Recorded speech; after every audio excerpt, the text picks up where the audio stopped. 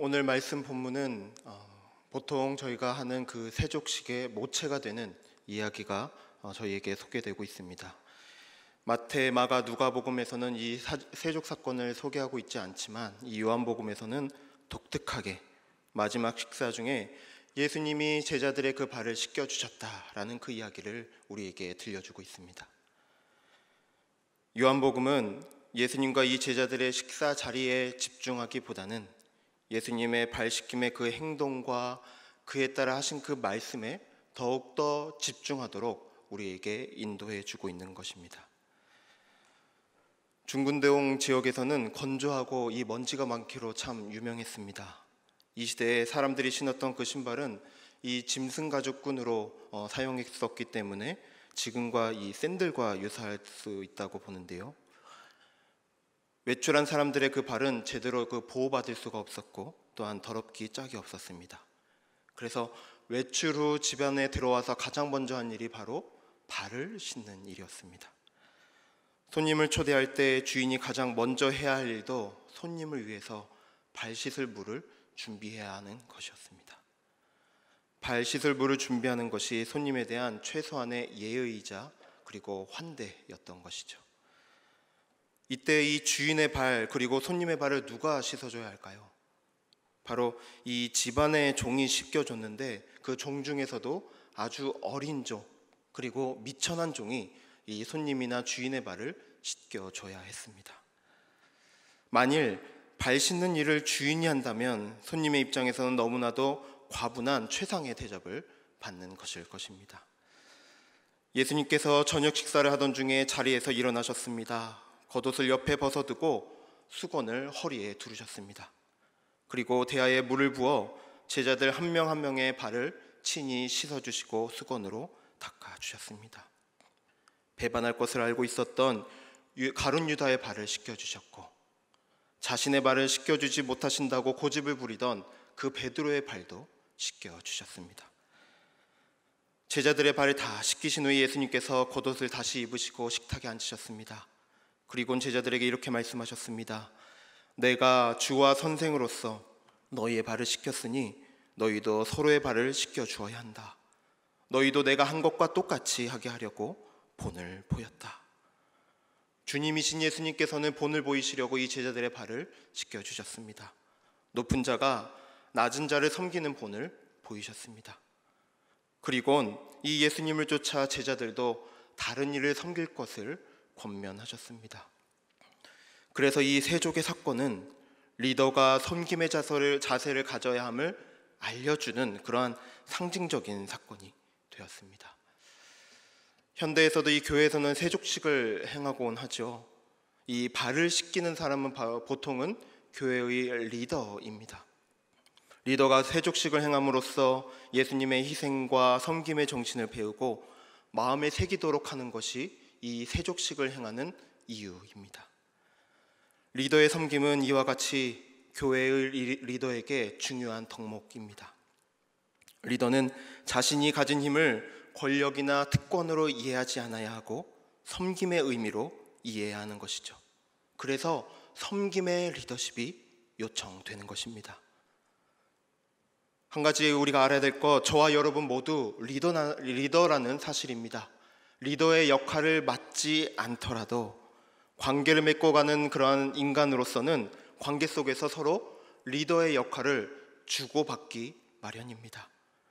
친구 사이 같은 평등한 관계에서조차 그러한 리더의 역동은 발휘되기 마련입니다. 그렇습니다. 우리 모두는 리더입니다.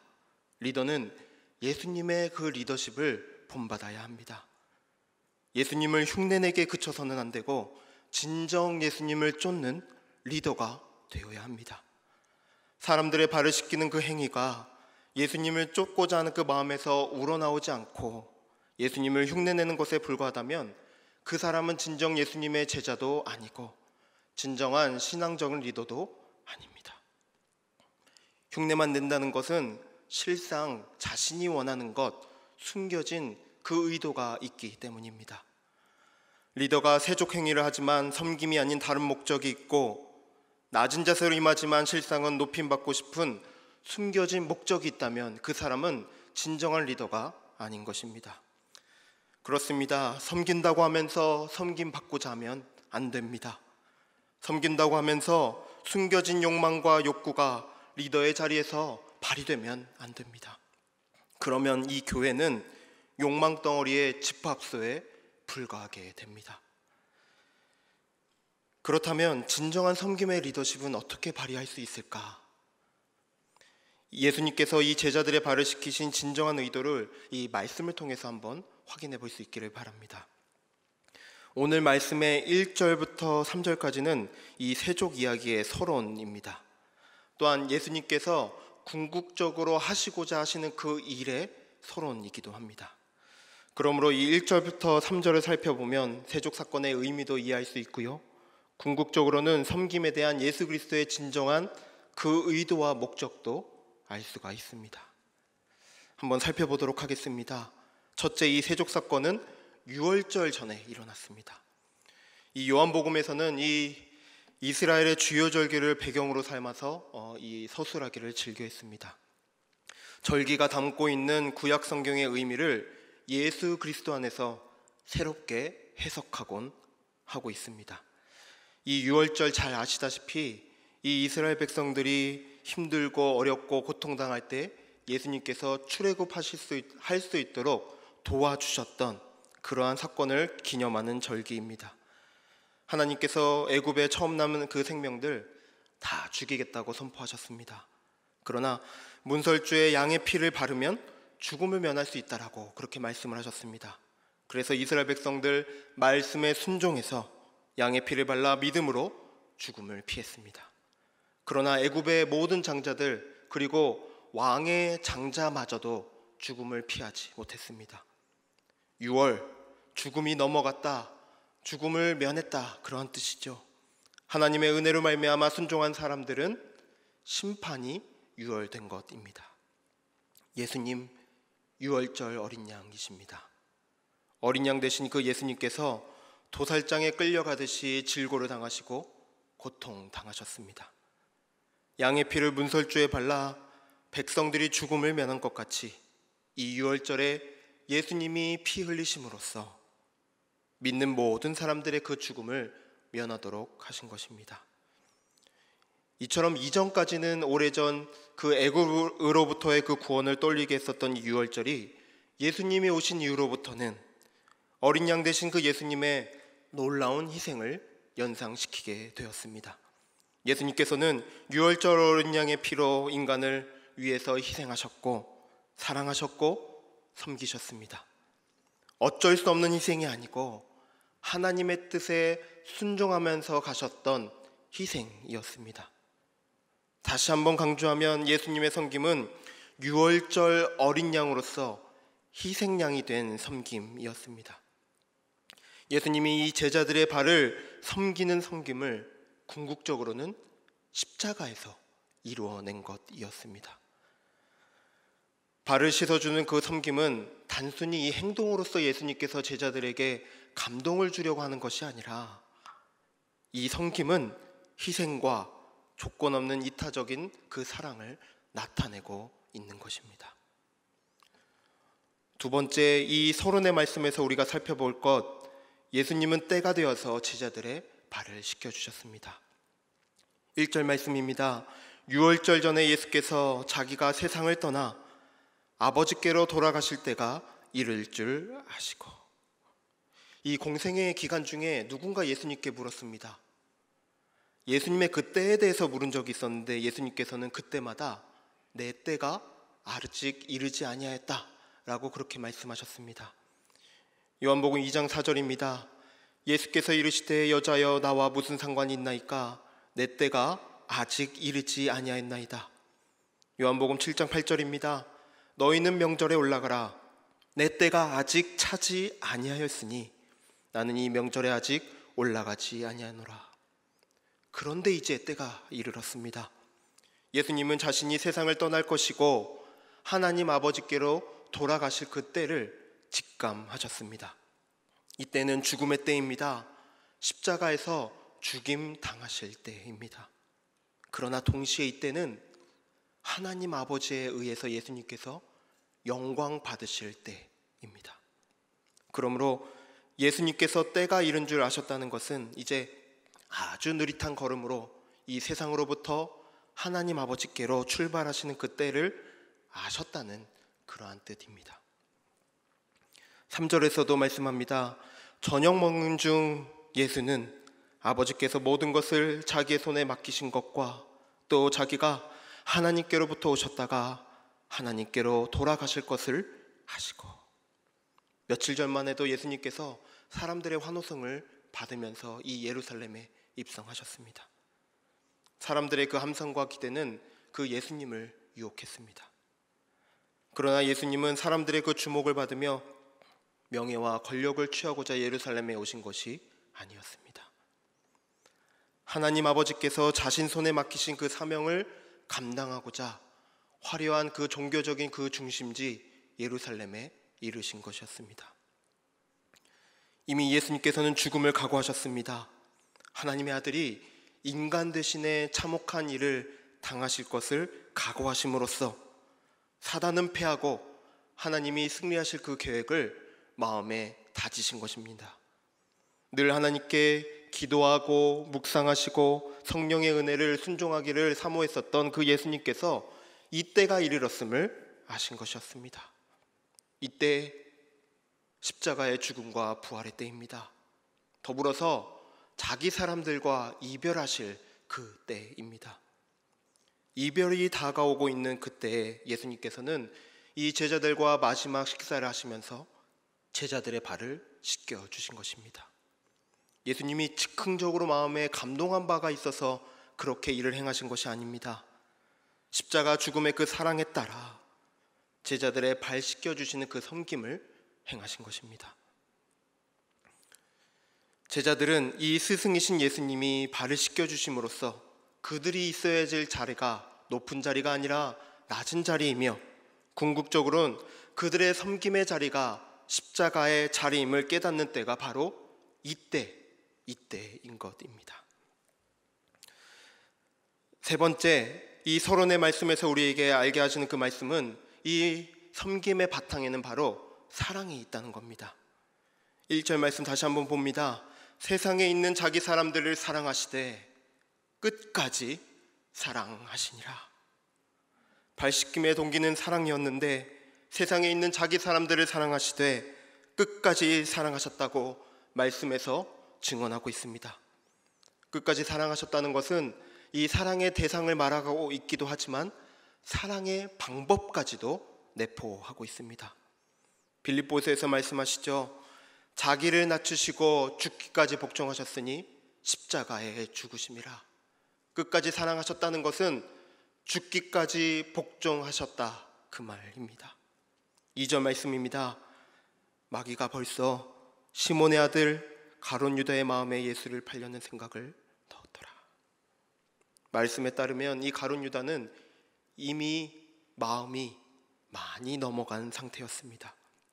마귀에게 마음이 뺏기면 예수님이 곁에 계심에도 불구하고 예수님의 마음을 헤아리지 못합니다.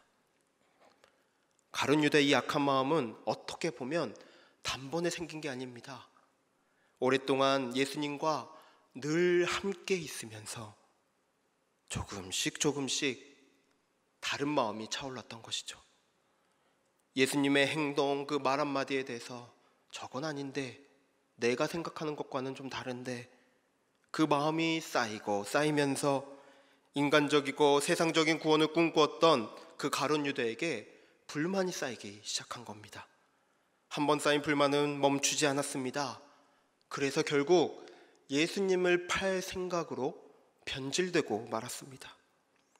한번 시작된 잘못된 생각이 그를 지배하기 시작한 겁니다. 가룟 유다가 그런 영적인 상태가 되고 마귀가 그 틈을 노리게 된 겁니다. 예수님은 이 가룟 유다의 계획을 훤히 알고 계셨습니다. 가룟 유다가 배신하여 그의 손에 십자가의 길을 가게 되실 것이라는 것을 알고 계셨습니다.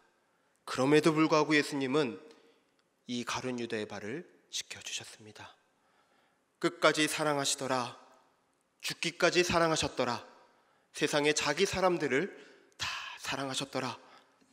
가까운 사람의 배신으로도 예수님의 사랑은 흠집나지 않습니다. 예수님의 사랑이 조건적인 사랑이 아니기 때문입니다. 배신하는 그 자기 사람마저 사랑하시는 헌신적이고 이타적인 사랑이기 때문입니다.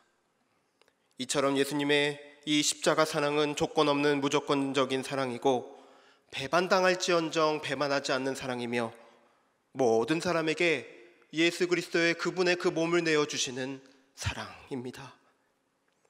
예수님이 발을 씻겨주시는 그 목적은 궁극적으로는 십자가 사랑을 나타내어 주시는 그 놀라운 사랑을 드러내는 의미에서의 섬김인 것입니다.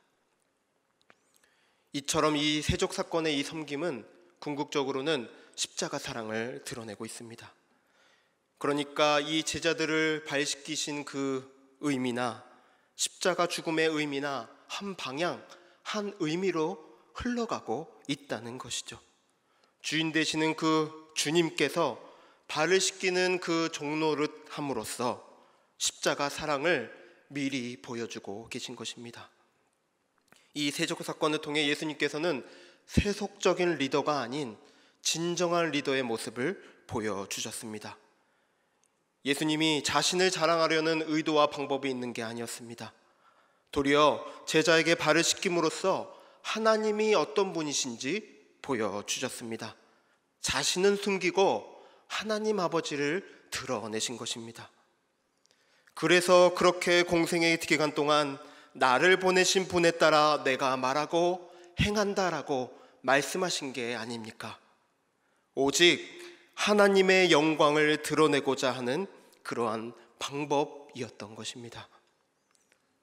종이 아니어도 종노릇하는 섬김, 전적으로 자신을 숨기고 하나님의 영광을 드러내는 그러한 섬김, 사랑하되 끝까지 사랑하는, 그리고 죽기까지 사랑하는 그 섬김이 예수님이 우리에게 보여주셨던 리더로서의 섬김이었던 것입니다. 이제껏 이 발을 씻기는 섬김이 궁극적으로 십자가 사랑을 나타낸다 말씀을 드렸습니다. 이제 선포하신 예수님의 말씀에 다시 한번 주목해 보길 원합니다. 예수님이 선포하신 새 계명이 있습니다. 바로 서로 사랑하라입니다. 우리 34절과 35절 말씀 함께 읽어보도록 합니다. 새 계명을 너희에게 주노니 서로 사랑하라. 내가 너희를 사랑한 것 같이 너희도 서로 사랑하라. 너희가 서로 사랑하면 이로써 모든 사람이 너희가 내 제자인 줄 알리라. 아멘. 제자들 이 계명 모르고 있었을까요? 이 구약의 계명이 있었다는 거 잘 알고 있었습니다. 레위기 19장 18절에 보면 내 이웃 사랑하기를 내 자신과 같이 하라 라고 합니다. 구약의 말씀을 이 제자들 잘 알고 있었을 것입니다. 그런데 예수님께서 이 계명에 덧붙이시죠. 내가 너희를 사랑한 것 같이, 그리고 사랑하는데 서로 사랑하라 라고 말씀을 하십니다. 이제 제자들은 이 구약의 계명을 뛰어넘는 예수님의 새 계명을 마음에 새겨야 합니다. 내가 너희를 사랑한 것 같이. 예수님이 주시는 사랑은 어떤 목적을 이루기 위한 사랑이 아닙니다. 예수님이 하나님의 아들이라는 것들을 과시하기 위해서, 그 뛰어난 성품을 자랑하기 위해서 보여주시는 그러한 목적이 아닙니다. 하나님이 창조하신 그 인간을 조건 없이 사랑하시는 그 순전한 사랑이자 아주 깊이 있는 그러한 사랑입니다. 이 사랑 가운데 섬김이 흘러가는 것입니다. 죽기까지 사랑하셨던 예수님의 이 사랑, 그 사랑을 본받으라 계명을 통해서 말씀하고 계십니다. 그리고 서로 사랑하라. 예수님께 받은 그 사랑, 제자들은 이제 서로 사랑해야 합니다.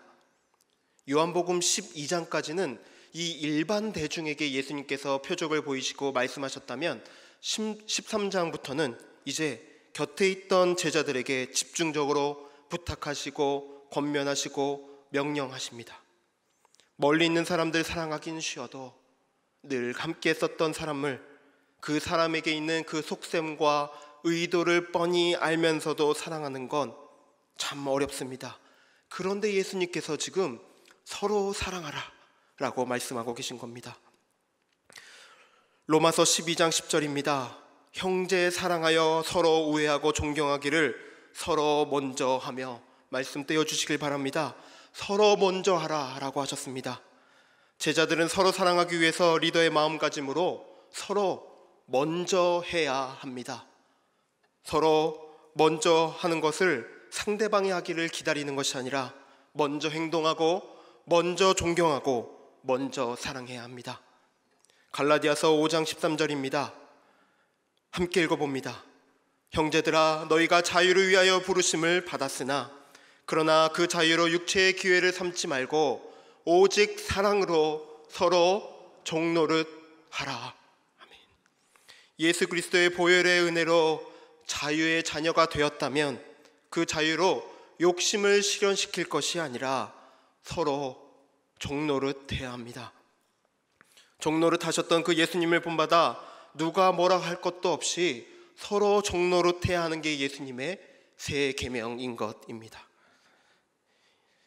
이 세족식을 영어로 몬디라고 합니다. 이것이 어디서 왔냐면 라틴어 만다툼 노붐에서 왔다고 합니다. 이것을 영어로 하면 뉴 코멘트먼트, 바로 새 계명입니다. 그러니까 이 세족식의 이름이 새 계명의 이름에서 따오게 된 것이죠. 그만큼 이 세족식의 섬김의 의미와 새 계명은 밀접한 관계가 있습니다. 계명이란 지켜도 되고 지켜도 되지 않는 것, 그러한 성격이 아닙니다. 계명은 반드시 지켜야 합니다. 신명기 7장입니다. 그런즉 너는 오늘 내가 내게 명하는 명령과 규례와 법도를 지켜 행할 것이니라. 여호수아 22장의 말씀입니다. 오직 여호와의 종 모세가 너희에게 명령한 명령과 율법을 반드시 행하여 너희 하나님 여호와를 사랑하고 그의 모든 길로 행하며 그의 계명을 지켜 그에게 친근히 하고 너희의 마음을 다하여 성품을 다하여 그를 섬길지니라. 다시 말합니다. 계명은 지켜도 되고 지키지 않아도 될 성격의 것이 아닙니다. 반드시 지켜야 하고 그것이 하나님과 올바른 관계를 맺을 수 있는 유일한 방법입니다. 그리스도인으로서 섬김의 자세를 갖는 것은 당연한 일입니다. 그 섬김은 예수님이 우리에게 행하신 그 사랑을 바탕으로 본받아서야 합니다. 예수 그리스도의 그 사랑의 바탕 속에서 먼저 사랑하고 먼저 섬겨야 합니다. 서로가 사랑하는 그 마음으로 하는 그 섬김이 바로 우리에게 주어진 계명이고 명령입니다. 하나님께서 예수 그리스도를 통해서 주시는 명령이란 말입니다.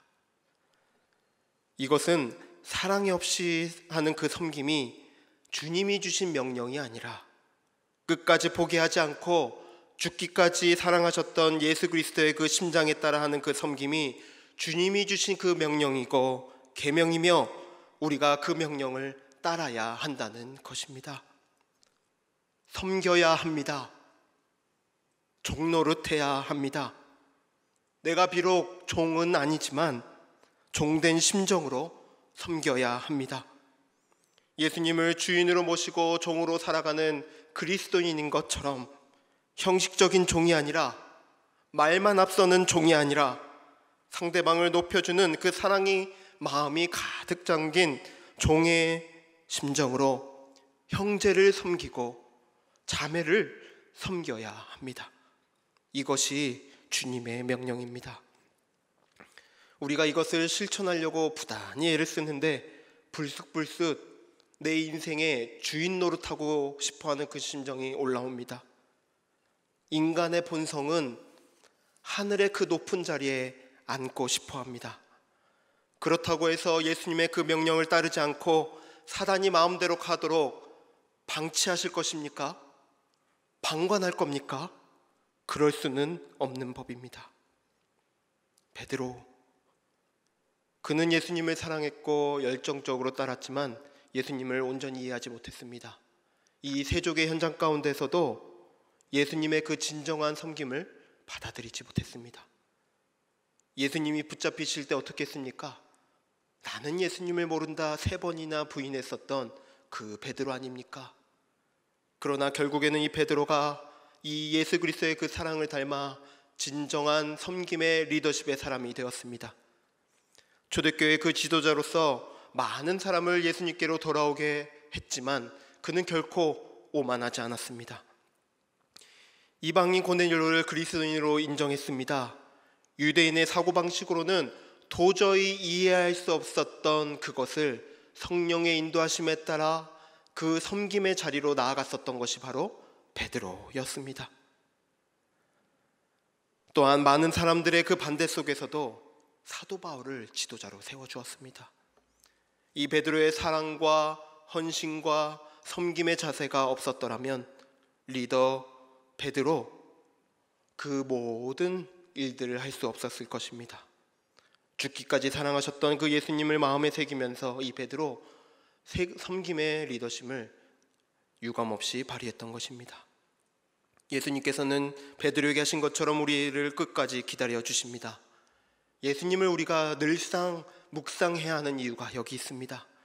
말씀으로 예수님을 묵상하며 발을 씻기는 그 사랑, 끝까지 사랑하고 희생했었던 그 섬김을 우리 온몸에 새겨야 합니다.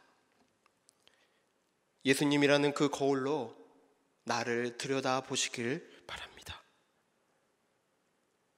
그리스도인으로서 살아가지만 여전히 수많은 욕망이 있습니다. 다른 분들을 섬김으로써 어쩜 섬김이라는 그 타이틀을 갖고 싶어하는 그 욕망이 서려 있는 줄 모르겠습니다. 그러한 욕망을 방치하면 그리스도인이라는 그 탈을 쓴 세속적인 사람에 불과할 따름입니다. 멀리서 보면 겸손해 보일지 몰라도 가까이 하면 양의 탈을 쓴 이리가 보입니다. 바리새인들 종교의 옷을 입고 섬기는 채 있지만 자신들의 뜻과 맞지 않으면 죽음으로 몰아내는 그 위선을 보이지 않았습니까? 함께 하다 보면 진짜 섬기는지, 섬기는 채 하면서 그 욕망을 숨기는지 함께 하다 보면, 같이 가다 보면 보이는 법입니다. 손바닥으로 하늘을 가려서는 안 될 것입니다. 예수님이라는 그 거울로 나의 욕망을 정직히 보십시오. 안타까운 심정으로 예수님께 돌이켜 하기를 힘쓰며 몸부림치십시오. 그래서 내 발을 씻겨주신 그 예수님을 본받아 먼저 사랑하며 진정 종노릇하는 그러한 섬김의 자세를 갖는 저와 여러분이 될 수 있기를 바랍니다. 그렇게 솔직하게 하나님께 고백하며 훈련되어지면 진정한 섬김의 리더십을 가진 그리스도인이 되리라 믿습니다. 결단코 포기하지 않는 저와 여러분이 되기를 소망합니다. 말씀 마무리합니다. 리더는 섬기는 자가 되어야 하고 그 섬김은 주님의 명령입니다. 워렌 위어스비 목사님의 사역의 원리입니다. 사역의 기초는 예수 그리스도입니다. 사역의 본질은 섬김입니다. 사역의 동기는 사랑입니다. 사역의 대가는 희생입니다. 사역의 척도는 충성스러움입니다. 사역의 권위는 복종입니다. 사역의 목적은 하나님의 영광입니다. 사역의 기초로 예수님을 삼고 사랑하고 희생하고 복종하며 하나님의 영광을 위해 달려가는 저와 여러분이 될 수 있기를 소망합니다. 주님의 명령을 순종하기를 기뻐하는 섬김의 리더가 되시기를 주님의 이름으로 축복드립니다. 기도하겠습니다. 사랑의 하나님, 감사를 드립니다. 예수님께서 끝까지 그리고 죽기까지 사랑하셨던 그 섬김을 마음에 새기기를 원합니다. 예수님이 저희를 포기치 아니하시니 저희도 포기하지 않고 예수님의 그 섬김의 자세를 갖고 나아갈 수 있도록 은총을 베풀어 주셔서 우리 모두가 어딘가에서는 리더입니다. 예수님을 닮아 섬김의 리더십을 가지고 먼저 사랑하고 예수님을 본받아 나아가는 그리스도인들 될 수 있도록 은총을 베풀어 주옵소서. 감사합니다. 우리 주 예수 그리스도의 이름으로 기도드립니다. 아멘.